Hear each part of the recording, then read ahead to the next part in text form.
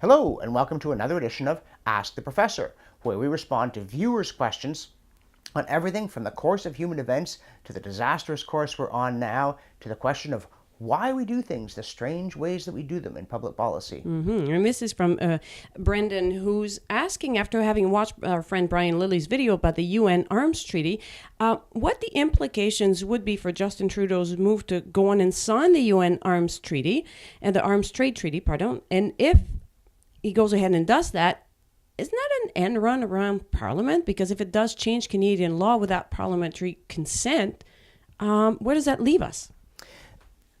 It leaves us losing control of our system of government. And it's not just this UN treaty. There are all kinds of things that governments do where they claim that the international treaty requires them to do certain things. It doesn't. And we've seen this very clearly because the Liberals endorsed the United Nations Declaration on the Rights of Indigenous Persons. Unequivocally, they accused the Harperites of being essentially bigots, not caring about Aboriginals and not respecting their rights. And then they said, it would be simplistic to believe that all of this could just become Canadian domestic law. And part of that is just the Liberals being kind of goofy and thinking in opposition that governing is a lot easier than it is. Just say some nice things, get elected since you're the wonderful you, all will proceed smoothly and happily. But it was also because they do have a habit of picking and choosing. And when they started to unpackage it, they realized that they wanted to pick some things and not others because of how damaging it would be to governance in Canada and the extent to which it would conflict with the Constitution. So there's a certain naivete and there's a certain cunning here. But here's an interesting historical note about all of this. This is in the United States.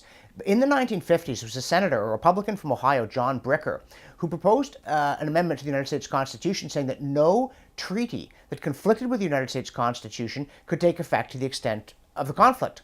And this treaty, this proposed constitutional amendment, I should say, resulted in the largest petition drive to that point in the American history. More people signed a petition in favor of the Bricker Amendment than had ever signed a petition in favor of anything. And population's larger, I grant, than it was in the 19th century, but still enormously popular. But the elites stuffed it. It never got to a vote, and it never happened. And I happen to believe that that was a very bad thing. If something's a good idea, we can do it domestically in accord and in partnership with other like-minded nations. If it's a bad idea, we should be able to put up a firewall. Remember, Bernard Juvenal once said that he believed in world government till he crossed the Swiss border half an hour ahead of the Nazis. An immortal line that encapsulates all that's wrong with one world government.